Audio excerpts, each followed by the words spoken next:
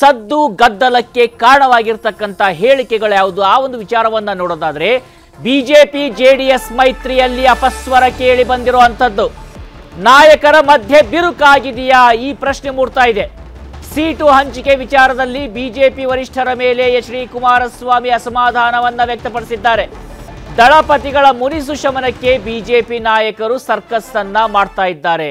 ಹಾಗಿದ್ರೆ ಈ ಅಸಮಾಧಾನದ ಕುರಿತು ನಮ್ಮಲ್ಲಿ ವ್ಯತ್ಯಾಸಗಳಿದ್ರೆ ಸರಿಪಡಿಸಿಕೊಳ್ತೀವಂತ ವಿಜಯೇಂದ್ರ ಹೇಳಿರುವಂಥದ್ದು ಯಾಕೆ? ಇಲ್ಲಿ ಈ ಎಲ್ಲ ವಿಚಾರಗಳಿಗಿಂತ ಮುಂಚಿತವಾಗಿ ಕುಮಾರಸ್ವಾಮಿ ಹೇಳಿರುವಂಥದ್ದೇನು ಎಲ್ಲವನ್ನ ಒನ್ ಬೈ ಒನ್ ನೋಡ್ತಾ ಹೋಗೋಣ. ಜೆಡಿಎಸ್ ಬಿಜೆಪಿಯ ಹೊಂದಾಣಿಕೆ ಜೆಡಿಎಸ್ಗೆ ಏನಂತ ದೊಡ್ಡ ಮಟ್ಟದ ಅನುಕೂಲ ಇಲ್ಲ. ಇವರೆಲ್ಲ ಹೇಳಿದ್ದು ನಮ್ಮ ಪಕ್ಷದ ಮುಖಂಡರುಗಳು. 18 ಲೋಕಸಭಾ ಕ್ಷೇತ್ರದಲ್ಲಿ ಜೆಡಿಎಸ್ ಪಕ್ಷದ ಮತ ಏನಿದೆ ಆ ಮತದಲ್ಲಿ ಸುಮಾರು 3-4% ಸ್ವಿಂಗ್ ಆದರೆ ಬಿಜೆಪಿ ಅಭ್ಯರ್ಥಿಗಳಿಗೆ 18 ಲೋಕಸಭಾ ಕ್ಷೇತ್ರದಲ್ಲಿ ನಮ್ಮ ಪಕ್ಷದ ದುಡಿಮೆ ಇವತ್ತು ಬಿಜೆಪಿಗೆ ಅನುಕೂಲ ಆಗ್ತದೆ. ನಾನು ಏನು 6 ಸೀಟು 7 ಸೀಟ್ ಏನು ಕೇಳಿಲ್ಲ. ನಾನು ನಮ್ಮ ಒಂದು ನಡುವೆ ಮಾತುಕತೆ ನಡೆದಂಥ ದಿನದಿಂದಲೂ ನಾವು ಕೇಳಿರ್ತಕ್ಕಂಥದ್ದೇ 3 ಸೀಟು 3-4 ಸೀಟ್ ಕೇಳಿದ್ದೇವೆ. ಬಹುಶಃ ನಮ್ಮ ಶಕ್ತಿ ಅವ್ರಿಗೂ ಗೊತ್ತಿದೆ. 3-4 ಸೀಟನ್ನು ಇವತ್ತು ಕೊಡ್ತಾರೆ ಅಂತಕ್ಕಂಥ ನಂಬಿಕೆಯನ್ನು ನಾನು ಇಟ್ಕೊಂಡಿದ್ದೇನೆ. 2 ಸೀಟ್ ತಗೊಳ್ಳಿಕ್ಕೆ ನಾನು ಇಷ್ಟೆಲ್ಲ ಪ್ರಯತ್ನ ಪಡಬೇಕಾ? ಇಷ್ಟೆಲ್ಲ ಹೊಂದಾಣಿಕೆ ಬೇಕಾ ನನಗೆ? ಈಗ ಕುಮಾರಸ್ವಾಮಿ ಅವರ ಮಾತನ್ನ ಕೇಳ್ತಾ ಇದ್ರು. ಮತ್ತೊಂದು ಕಡೆ ಅಂದ್ರೆ ಹಾಗಿದ್ರೆ ಈ ಒಂದು ಅಸಮಾಧಾನಕ್ಕೆ ಕಾರಣ ಏನು? ಅಸಮಾಧಾನ ಶಮನವಾಗುತ್ತೆ ಈ ಬಗ್ಗೆ ವಿಜಯೇಂದ್ರ ಕೂಡ ಸ್ಪಷ್ಟವಾಗಿ ಹೇಳಿದ್ದಾರೆ. ಆದ್ರೆ ಇದೇ ವಿಚಾರದಲ್ಲಿ ಡಿ.ಕೆ. ಶಿವಕುಮಾರ್ಗೆ ಜೆಡಿಎಸ್ ಟಾಂಗ್ ಅನ್ನ ಕೊಟ್ಟಿರುವಂತದ್ದಿದೆ. ಅಂದ್ರೆ ಎಚ್.ಡಿ.ಕೆ ನಿಮ್ಮ ರೀತಿ ಬಿಜೆಪಿ ಅವರು ಕತ್ತು ಕೊಯ್ದಿಲ್ಲ ಅಂತ ತಿರುಗೇಟನ್ನ ಕೊಟ್ಟಿರುವಂತದ್ದು. ಇವೆರಡು ಹೇಳಿಕೆಗಳನ್ನ ಕೂಡ ಗಮನಿಸೋಣ. ಹಾಗೆ ನನಗೆ ವಿಶ್ವಾಸ ಇದೆ, ಎಲ್ಲ ಒಟ್ಟಾರೆಯಾಗಿ ಎಲ್ಲ ಚರ್ಚೆಗಳು ಸರಿ ಹೋಗ್ತದೆ. ಅವ್ರಿಗೂ ಕೂಡ ಸಮಾಧಾನ ಆಗೋ ರೀತಿಯಲ್ಲಿ ನಮ್ಮ ರಾಷ್ಟ್ರೀಯ ನಾಯಕರು ಒಂದು ತೀರ್ಮಾನವನ್ನು ಮಾಡ್ತಾರೆ ಅನ್ನೋ ವಿಶ್ವಾಸ ನಮಗೂ ಕೂಡ ಇದೆ. ಏನೇ ಸಣ್ಣ ಪುಟ್ಟ ವ್ಯತ್ಯಾಸಗಳು ಇದ್ರೂ ಸಹ ಎಲ್ಲಕ್ಕೂ ಕೂಡ ಸುಖಾಂತಿ ಆಗ್ತದೆ. ಒಳ್ಳೆ ರೀತಿಯಲ್ಲಿ ನಮ್ಮ ಬಿಜೆಪಿ ಮತ್ತು ಜೆಡಿಎಸ್ ಒಂದು ಅಲಯನ್ಸ್ ಏನಿದೆ, ಇಂಡಿಯಾ ಅಲಯನ್ಸ್ ಏನಿದೆ, ಅದು ಸುಸೂತ್ರವಾಗಿ ಮುಂದುವರಿತದೆ. ದೇವೇಗೌಡರು ಯಾಕೆ ಅವರ ಅಳಿನ ಬಿಜೆಪಿ ಸಿಂಬಲ್ ಅಲ್ಲಿ ನಿಲ್ಲಿಸಿದ್ರು, that was the first suicide attempt of JDS. ಅದು ನಾನು ಎಕ್ಸ್ಪೆಕ್ಟ್ ಮಾಡಿರಲಿಲ್ಲ. ಬಟ್ ಅವ್ರ ಪಕ್ಷಕ್ಕೆ ಒಂದು ದೊಡ್ಡ ಮುಜುಗರ ಉಂಟಾಗಿದೆ. ಬಿಜೆಪಿನಲ್ಲಿ ನಿಮ್ಮ ತರ ನನ್ನ ನಡೆಸ್ಕೊಂಡಿಲ್ಲ, ನಿಮ್ಮ ತರ ನಮ್ಗೆ ಕುತ್ತಿಗೆ ಕೂದಿಲ್ಲ, ಗೊತ್ತಿದೆ ನನಗೆ. ಅವತ್ತು ಸಹ ಅಧಿಕಾರ ಹಸ್ತಾಂತರ ಮಾಡಬೇಕಾದ್ರೆ ಆ ಮೈತ್ರಿ ಸರ್ಕಾರ ತೆಗಿಲಿಕ್ಕೆ ನಿಮ್ಗಳ ಪಾತ್ರಗಳು ಏನಿದೆ ಗೊತ್ತಿದೆ ನನಗೆ. ಯಾವ ತರ ಅವತ್ತು ದಾರಿ ತಪ್ಪಿಸ್ಲಿಕ್ಕೆ ಪ್ರಯತ್ನ ಪಟ್ಟಿದ್ದೀರಿ. ನಿಮ್ಮ ಅನುಕಂಪ ಬೇಕಿಲ್ಲಪ್ಪ ಡಿ.ಕೆ. ಶಿವಕುಮಾರ್, ನಿಮ್ಮ ಅನುಕಂಪ ಬೇಕಿಲ್ಲ. ಜೆಡಿಎಸ್ನ ಫಸ್ಟ್ ಸುಸೈಡಲ್ ಅಟೆಂಪ್ಟ್ ಅಂತಕ್ಕಂಥ ಒಂದು ಹೇಳಿಕೆಯನ್ನ ಡಿ.ಕೆ. ಶಿವಕುಮಾರ್ ಕೊಟ್ಟಿದ್ದಾರೆ. ಮೇಲ್ನೋಟಕ್ಕೆ ನೋಡಿದ್ರೆ ಇದು ರಾಜಕೀಯ ಹೇಳಿಕೆ ಅನಿಸಿದ್ರು ಕೂಡ ಸ್ಟ್ರಾಟಜಿಕ್ ಆಗಿರ್ತಕ್ಕಂಥ ವೆಲ್ ಥಾಟ್ ಪ್ರೊವೋಕಿಂಗ್ ಹೇಳಿಕೆನ ಇದು ಅಂತ. ಅನ್ಡೌಟೆಡ್ಲಿ ರಾಘವೇಂದ್ರ, ಯಾಕಂದರೆ ಈಗಾಗಲೇ ಬೆಂಗಳೂರು ಗ್ರಾಮಾಂತರ ಕಳೆದ ಲೋಕಸಭಾ ಚುನಾವಣೆಯ ಸಂದರ್ಭದಲ್ಲಿ ಹೇಗೆ ಮಂಡ್ಯವನ್ನು ನೋಡ್ತಾ ಇತ್ತು ಇಡೀ ರಾಜ್ಯ ಅಥವಾ ಇಡೀ ದೇಶ ಒಂದು ಹಂತದವರೆಗೆ, ಅಂಥದ್ದೇ ಒಂದು ಏನು ಪ್ರಖರತೆ ಅಥವಾ ಅಂಥದ್ದೊಂದು ಸೂಕ್ಷ್ಮತೆ ಇರುವಂಥ ಒಂದು ಕ್ಷೇತ್ರವಾಗಿ ಇವಾಗ ಈ ಒಂದು ಬೆಂಗಳೂರು ಗ್ರಾಮಾಂತರ ಮಾರ್ಪಟ್ಟಿದೆ. ಬಿಕಾಸ್ ಆಫ್ ಇಲ್ಲಿ ಸಿ.ಎನ್. ಮಂಜುನಾಥ್ ಅವರು ಡಿ.ಕೆ. ಸುರೇಶ್ ಅವರ ವಿರುದ್ಧ ನಿಂತಿರೋದ್ರಿಂದ. ಎಲ್ಲರಿಗೂ ಗೊತ್ತಿದೆ ಡಿ.ಕೆ. ಸುರೇಶ್ ಅವರು ಡಿ.ಕೆ. ಶಿವಕುಮಾರ್ ಅವರ ಅಂತಃಶಕ್ತಿ, ಅವರ ಎಲೆಕ್ಷನ್ ಮಷಿನ್ ಅನ್ನುವಂಥದ್ದು ಎಲ್ಲರಿಗೂ ಗೊತ್ತಿದೆ. ಸೊ ಈ ಹಿನ್ನೆಲೆಯಲ್ಲಿ ಹಳೆ ಮೈಸೂರಲ್ಲಿ ಅವರ ಏನು ಕೈಕಾಲು ಆಡದಂತೆ ಒಟ್ಟಾರೆ 8 ಕ್ಷೇತ್ರಗಳಲ್ಲಿ ಏನು ಸ್ಟ್ರಾಟಜಿಕ್ ಆಗಿ ಮೂವ್ ಮಾಡಬೇಕು ಅಂತ ಅನ್ಕೊಂಡಿದ್ರು, ಅದಕ್ಕೆ ಸ್ವಲ್ಪ ಹಿನ್ನಡೆಯನ್ನು ಮಾಡಬೇಕು, ಕಟ್ಟು ಹಾಕಬೇಕು ಅನ್ನೋ ಕಾರಣಕ್ಕೆ ಇಲ್ಲೊಂದು ತುಂಬ ಏನು ಶ್ರೂಡ್ ಆಗಿ ಸಿ.ಎನ್. ಮಂಜುನಾಥ್ ಅವರನ್ನು ತಂದಿರೋದು. ಗೆಲುವು ಸೋಲು ಅದು ಏನೇ ಇರಲಿ, ಆದರೆ ಈಗಾಗಲೇ ಅದರ ರೆಪರ್ಕೇಷನ್ಸ್ ಅಖಾಡದಲ್ಲಿ ಕಾಣಿಸ್ತಾ ಇದೆ ಅನ್ನುವಂಥದ್ದು ಗೊತ್ತಾಗ್ತಾ ಇದೆ. ನೀವು ಮಾಧ್ಯಮಗಳಲ್ಲಿ, ಸಾಮಾಜಿಕ ಜಾಲತಾಣಗಳಲ್ಲಿ ಅಥವಾ ಅಲ್ಲಿನ ಗ್ರೌಂಡ್ ರಿಪೋರ್ಟ್ಗಳಲ್ಲಿ ಅದು ಮತವಾಗಿ ಕನ್ವರ್ಟ್ ಆಗುತ್ತಾ ಇಲ್ವಾ ಅದು ಎರಡನೇ ಪ್ರಶ್ನೆ. ಆದರೆ ಸದ್ಯಕ್ಕಂತೂ ಮಂಜುನಾಥ್ ಅವರ ಬಗ್ಗೆ ಒಂದು ವೇವ್ ಅಂತೂ ಕ್ರಿಯೇಟ್ ಆಗ್ತಿದೆ ಅನ್ನುವಂಥದ್ದು ಕಾಣಿಸ್ತಾ ಇದೆ. ಅದು ಬಹುತೇಕ ಎಲ್ಲ ಕಡೆ ಇರುವಂಥ ಒಪಿನಿಯನ್ನು. ಇದನ್ನು ಗಮನಿಸಿರುವಂಥ ಏನು ಕಾಂಗ್ರೆಸ್ ನಾಯಕರು, ಅದರಲ್ಲೂ ಕೂಡ ಡಿ.ಕೆ. ಶಿವಕುಮಾರ್ ಮತ್ತು ಡಿ.ಕೆ. ಸುರೇಶ್ ಇಬ್ಬರಿಗೂ ಕೂಡ ಪ್ರತಿಷ್ಠಿತ ಕಣ ಆಗಿರೋದ್ರಿಂದ ಸಹಜವಾಗಿ ಮೊದಲ ದಿನದಿಂದಲೂ ಕೂಡ ಇವರ ಹೆಸರು ಯಾವಾಗ ತೇಲಿ ಬಂತೋ ಆವಾಗಲಿಂದನೇ ಏನು ಯಾಕೆ ಬರ್ತಾ ಇದ್ದಾರೆ, ರಾಜಕಾರಣ ಬೇರೆ, ಏನು ವೈದ್ಯಕೀಯ ವೃತ್ತಿ ಬೇರೆ ಅನ್ನೋಂಥ ಮಾತುಗಳು ಬಂತು. ಅದಾದಮೇಲೆ ಬಿಜೆಪಿಯ ಸಿಂಬಲಲ್ಲಿ ಟಿಕೆಟ್ ಡಿಸ್ಟ್ರಿಬ್ಯೂಷನ್ ಆದಮೇಲಂತೂ ಅದು ಬೇರೆಯೇ ಸ್ವರೂಪವನ್ನು ಪಡ್ಕೊಂಡಿದೆ. ಅಂದರೆ ಜೆ ಡಿ ಎಸ್ಗೆ ಅಸ್ತಿತ್ವ ಇಲ್ಲ, ಜೆ ಡಿ ಎಸ್ಗೆ ಭವಿಷ್ಯ ಇಲ್ಲ. ಆ ಕಾರಣಕ್ಕೆ ಅವರ ಕುಟುಂಬದ ಅವರ ಪರಮಾಪ್ತ ಏನು ಕ್ಯಾಂಡಿಡೇಟೇ ಹೊರಗಡೆ ಬಂದು ಬಿಜೆಪಿಗೆ ನಿಂತಿದ್ದಾರೆ ಅನ್ನುವಂಥ ಒಂದು ನರೇಟಿವ್ನ ಬಿಲ್ಡ್ ಮಾಡಲಿಕ್ಕೆ ಟ್ರೈ ಮಾಡೋ ಮೂಲಕ ಆ ಒಂದು ಇಂಪ್ಯಾಕ್ಟ್ ಅನ್ನ ಅಲ್ಲಿನ ಲೋಕಲ್ ಕಾರ್ಯಕರ್ತರುಗಳಿಗೆ, ಪದಾಧಿಕಾರಿಗಳಿಗೆ, ಸಂಘಟನಾಕಾರರಿಗೆ ಕೊಡೋದ್ರ ಮೂಲಕ ಅವರನ್ನ ಆಪರೇಟ್ ಮಾಡಬೇಕು, ಅಥವಾ ಡೌಟಲ್ಲಿರುವಂತಹ ಅಥವಾ ಸಿಟ್ಟಲ್ಲಿರುವಂತಹ ಅಥವಾ ಬಿಜೆಪಿ ಜೊತೆ ಸಹಜವಾಗಿ ಏನು ಹೋರಾಟವನ್ನ ಅಥವಾ ಏನು ರಾಜಕೀಯವನ್ನ ಮಾಡ್ಕೊಂಡು ಬಂದಿರುವಂತಹ ಸ್ಥಳೀಯ ನಾಯಕರು ಯಾರಿರ್ತಾರೆ ಬೂತ್ ಮಟ್ಟದಲ್ಲಿ ಅವರನ್ನ ಡೈವರ್ಟ್ ಮಾಡಬೇಕು ಅನ್ನುವಂಥ ಒಂದು ಸ್ಟ್ರಾಟಜಿ ಕ್ಲಿಯರ್ ಆಗಿ ಕಾಣಿಸ್ತಾ ಇದೆ. ಈ ಭಾಗವಾಗಿ ಹಲವಾರು ನಾಯಕರುಗಳನ್ನ ಈಗಾಗಲೇ ಲೋಕಲ್ ಆಗಿ ಒಂದಷ್ಟು ಆಪರೇಟ್ ಮಾಡಿದ್ದಾರೆ, ಮಾಡ್ತಾರೆ ಕೂಡ ಅನ್ನುವಂಥ ಒಂದು ಮಾಹಿತಿ ಇದೆ. ಇನ್ನು ಅದರ ಮುಂದುವರಿದ ಭಾಗವಾಗಿ ಈಗಾಗಲೇ ಏನು ಆಡ್ಕೊಳ್ಳೋರ ಮುಂದೆ ಏನು ಆಡ್ಕೊಳ್ಳೋರ ಮುಂದೆ ನಗೋರ ಮುಂದೆ ಜಾರು ಬಿದ್ರು ಅನ್ನೋ ರೀತಿ ಕುಮಾರಸ್ವಾಮಿ ಅವರು ಕೊಟ್ಟಿರುವಂಥ ಹೇಳಿಕೆ. ಅವ್ರು ಏನೇ ಜಸ್ಟಿಫಿಕೇಶನ್ ಕೊಡ್ತಾ ಇರ್ಬೋದು, ನಿಮ್ಮ ರೀತಿ ಕಾಂಗ್ರೆಸ್ ಅವ್ರ ರೀತಿ ನಮ್ಮನ್ನ ಬಿಜೆಪಿ ಅವರು ಕತ್ತುಕೊಯ್ದಿಲ್ಲ ಹಾಗೆ ಹೇಗೆ ಅಂತ. ಆದರೆ ನಿನ್ನೆ ಕೊಟ್ಟಿರುವಂಥ ಹೇಳಿಕೆ ಎಲ್ಲೋ ಒಂದು ಕಡೆ ಅವರ ಸಹಜವಾದಂತಹ ಭಾವನಾತ್ಮಕ ಏನು ಓವರ್ ರಿಯಾಕ್ಷನ್ ಏನಿರುತ್ತೆ ಯಾವುದೇ ಒಂದು ಘಟನೆ ಅಥವಾ ಹೇಳಿಕೆಗಳೇ ಪ್ರತಿಕ್ರಿಯೆ ಕೊಡೋಂಥ ಅಂಥದ್ದೇ ಒಂದು ಭಾಗವಾಗಿ ಕಾಣಿಸ್ತಾ ಇದೆ. ಸಹಜವಾಗಿ ಅದು ಕಾಂಗ್ರೆಸ್ ಅವರಿಗೆ ಆಹಾರ ಆಗಿದೆ. ಅದನ್ನು ಕೌಂಟ್ರ್ ಮಾಡೋದು, ಎನ್ಕೌಂಟ್ರ್ ಮಾಡೋದು ಅಥವಾ ಕಲರೈಸ್ ಮಾಡೋದು ಅಥವಾ ಅವ್ರಿಗೆ ಬೇಕಿರೋ ರೀತಿ ನರೇಟಿವ್ ಬಿಲ್ಡ್ ಮಾಡೋದು ಎಲ್ಲವನ್ನು ಕೂಡ ಬಳಸ್ಕೋತಾ ಇದ್ದಾರೆ. ರಾಜಕಾರಣ ಮಾಡೋದೆಲ್ಲರೂ ಕೂಡ ಅದನ್ನೇ, ಯಾವುದೇ ಪಕ್ಷ ಆದರೂ ಯಾವುದೇ ಲೀಡರ್ ಆದರೂ. ಆದರೆ ಕುಮಾರಸ್ವಾಮಿ ಅವರು ನಿನ್ನೆ ಕೊಟ್ಟಿರುವಂಥ ಹೇಳಿಕೆ ಅತ್ಯಂತ ಗಂಭೀರವಾದದ್ದು.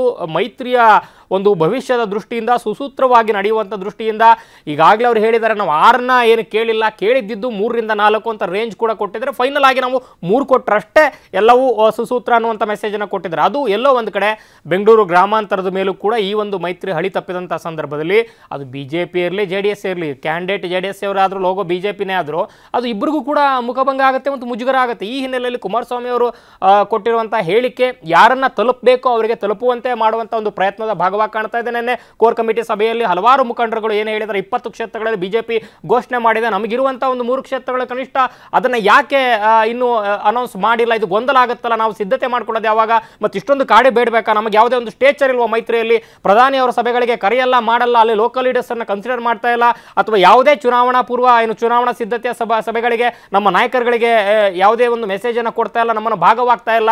ಮೈತ್ರಿ ಅನ್ನುವಂಥದ್ದು ಬರೀ ಪೇಪರಿಗೆ ಅಷ್ಟೇನ, ಬರೀ ಮಾಧ್ಯಮಗಳಿಗೆ ಅಷ್ಟೇನ ಅನ್ನುವಂಥ ಒಂದು ಆಕ್ರೋಶವನ್ನ ಸಭೆಯಲ್ಲಿ ಹೊರಹಾಕಿದ್ದಾರೆ ಅಂತ. ಅದಕ್ಕೂ ಪೂರಕವಾಗಿ ಪ್ರತಿಕ್ರಿಯೆ ರೀತಿ, ಯಾಕಂದ್ರೆ ಅವರ ಕಾರ್ಯಕರ್ತರನ್ನ, ಅವರ ಲೋಕಲ್ ಲೀಡರ್ಸ್ ಅನ್ನ ಹಿಡಿದಿಟ್ಕೊಳ್ಳುವಂಥ ಅನಿವಾರ್ಯತೆ ಇದೆ. ಕುಮಾರಸ್ವಾಮಿ ಅವರು ಈಗಾಗಲೇ ಅತಿ ದೊಡ್ಡ ಲಾಸ್ ಆಗಿದೆ ವಿಧಾನಸಭಾ ಚುನಾವಣೆಯಲ್ಲಿ, ಮತ್ತು ಅದು ಲೋಕಸಭಾ ಚುನಾವಣೆಯಲ್ಲಿ ಮೈತ್ರಿಯ ಕಾರಣಕ್ಕೆ ಅದು ಪ್ಲಸ್ ಮೈತ್ರಿ ಮಾಡ್ಕೊಂಡಿರೋದೇ ಇನ್ನಷ್ಟು ಅದನ್ನು ವೃದ್ಧಿಸ್ಕೊಬೇಕು ಶಕ್ತಿಯನ್ನು ಅನ್ನೋ ಕಾರಣಕ್ಕೆ, ರಿಲೆವೆನ್ಸ್ ಅಲ್ಲಿ ಇರಬೇಕು ಅನ್ನೋ ಕಾರಣಕ್ಕೆ, ಆದರೆ ಮೈತ್ರಿಯೇ ಉಲ್ಟಾ ಆಗಬಾರ್ದು ಅನ್ನೋ ಕಾರಣಕ್ಕೆ ತಮ್ಮ ಸ್ಥಳೀಯ ನಾಯಕರುಗಳಿಗೆ, ಕಾರ್ಯಕರ್ತರಿಗೆ ಬೂಸ್ಟ್ ಕೊಡುವಂಥ ಒಂದು ಹೇಳಿಕೆಗಳನ್ನು ಅಥವಾ ಅಂಥದ್ದೊಂದು ನಡೆಯನ್ನು ತೋರಿಸ್ತಾ ಇದ್ದಾರೆ. ಆದರೆ ಅದನ್ನು ಬಿಜೆಪಿ ಅವರು ಯಾವ ರೀತಿ ರಿಸೀವ್ ಮಾಡ್ಕೊತಾರೆ, ಅಲ್ಲಿನ ಬಿಜೆಪಿ ವರಿಷ್ಠರು ಯಾವ ರೀತಿ ರಿಸೀವ್ ಮಾಡ್ಕೊತಾರೆ ಅನ್ನೋದ್ರ ಮೇಲೆ ನೀವು ಶುರು ಮಾಡಿದಂಥ ಏನು ಸ್ಟ್ರಾಟಜಿಕ್ ಮೂವ್ಮೆಂಟ್ ಅಂತ ಏನು ಕರಿತಾ ಇದ್ದೀವಿ DK ಶಿವಕುಮಾರ್ ಹೇಳಿಕೆಯನ್ನು, ಅದಕ್ಕೆ ಕೌಂಟ್ರ್ ಕೊಡಲಿಕ್ಕೆ ಯಾವ ರೀತಿ ಅನ್ನುವಂಥದ್ದು ಒಂದು ಸ್ಪಷ್ಟ ಚಿತ್ರಣ ಸಿಗುತ್ತೆ. ಮತ್ತು ನಾವು ಇನ್ನೊಂದು ವಿಚಾರವನ್ನು ಗಮನಿಸೋದಾದ್ರೆ, ಇತ್ತೀಚಿನ ದಿನಗಳಲ್ಲಿ ಬಿಜೆಪಿಯ ಒಟ್ಟಾರೆಯಾಗಿನ ಒಂದು ಔಟ್ಲುಕ್ ಅನ್ನು ನೋಡೋದಾದ್ರೆ, ಒಂದು ಕಡೆ ಎದುರಾಳಿಗಳ ವಿರುದ್ಧ ಅಬ್ಬರ ಬೊಬ್ಬಿರುವಂಥ ಒಂದು ಪ್ರಚಾರ ಅವೆಲ್ಲವೂ ಕೂಡ ಒಂದು ಕಡೆ, ಮತ್ತೊಂದು ಕಡೆ ಸ್ವಪಕ್ಷದವರನ್ನ ಜೊತೆಗೆ ಇರ್ತಕ್ಕಂಥವರನ್ನ ಕನ್ಫ್ಯೂಸಿಂಗ್ಗೆ ಈಡ್ ಮಾಡ್ತಾ ಇರುವಂಥ ಸ್ಟ್ರಾಟಜಿಕ್ ಸೈಲೆನ್ಸ್.